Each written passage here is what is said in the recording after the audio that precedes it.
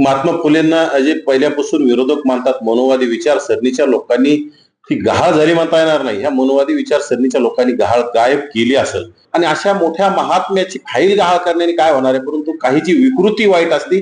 खरं तर महात्मा फुलेंना जे पहिल्यापासून विरोधक मानतात, मनोवादी विचारसरणीच्या लोकांनी ती गहाळ झाली म्हणता येणार नाही. ह्या मनोवादी विचारसरणीच्या लोकांनी गहाळ गायब केली असेल.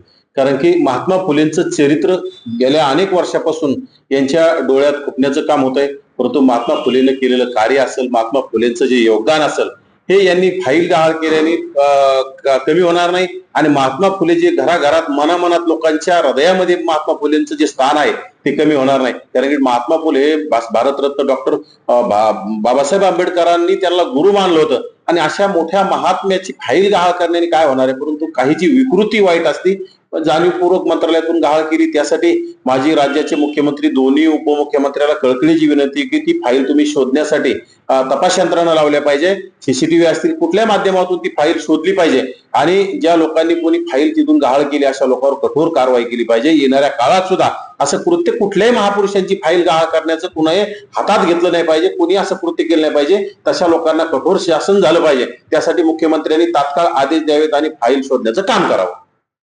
हे बघा, मनोज जारांगे नावाच्या चिलटाला ओबीसी नेत्यांना टार्गेट केल्याशिवाय दुसरं येतंय काय? ओबीसी नेत्यांना टार्गेट केलं म्हणजे समाज भोळा बाबडा समाज गोळा होतो. कुठतरी काहीतरी खोटा आरोप करायचे, मलिन करायचं आणि आपलं अस्तित्व समाजामध्ये संपलेलं अस्तित्व निर्माण करायचं. गेल्या 2 वर्षामध्ये मराठा समाजाचं अतिशय वाटोळं जारांगीच्या माध्यमातून झालेलं आहे. ईडब्ल्यूएस सारखं आरक्षण गेलंय आणि अक्षरशः आज जर कटाप पाहिला तर ईडब्ल्यूएसचा आणि एससीचा कटाप जर लेवलला आहे आणि ओबीसी मध्ये घुसखोरी करून काय होणार आहे साध्य? ओबीसी मध्ये घुसखोरी करून जास्तीत जास्त ओबीसीच्या स्थानिक स्वराज्य संस्थेमध्ये त्याचा फटका बसेल.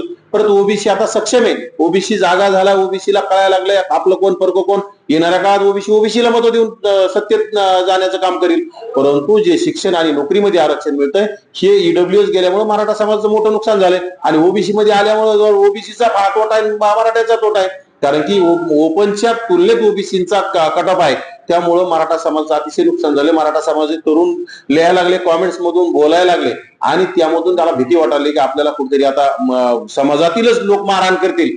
म्हणून संरक्षण मिळावं म्हणून जरा धनंजय मुंडेचं नाव घ्यायचं. धनंजय मुंडेंनी कुठं सुपारी दिली? आता खरं तर मला वाटतं सुपारी ज्या लोकांनी ज्याला सुपारी दिली असं म्हणतोय, जे अटक झालेत हे लोक जरांगीचे अतिशय जवळचे जुने सहकारी. मग माझा जरांगेवरच आरोप आहे की ह्या लोकांना जरांगीनीच पैसे दिले असतील, कारण की जरांगीनी खोट्या ऑडिओ क्लिप तयार करून घेतल्या असत्या आणि त्या माध्यमातून जरांगीने हे सगळे आरोप धनंजय मुंडेवर करायचे. मग धनंजय मुंडेचं नाव आलं म्हणजे मग काय होतं, समाज भावनिक होतून पुन्हा गर्दी होती. मग गर्दी झाली नंतर मग याला कोणी मारहाण करणार नाही. कारण की गेल्या 2 वर्षात याने हजारो कोटीची संपत्ती माया जमवण्याचं काम केलं.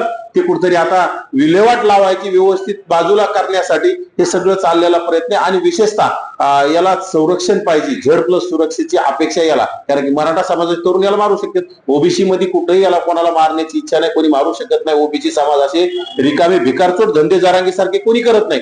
त्यामुळं फक्त संरक्षण मिळावं, मराठा समाजापासून संरक्षण होण्यासाठी Z+ सुरक्षेसाठी चाललेला खटाटोपे. फक्त त्यामुळे धनंजय मुंडेचं नाव घ्यायचं आणि धनंजय मुंडेचं नाव घेतलं म्हणजे मग भावनिकता तयार होती, पुन्हा गर्दी तयार होती, आंदोलन मोठं होतं, बाकी काही नाही.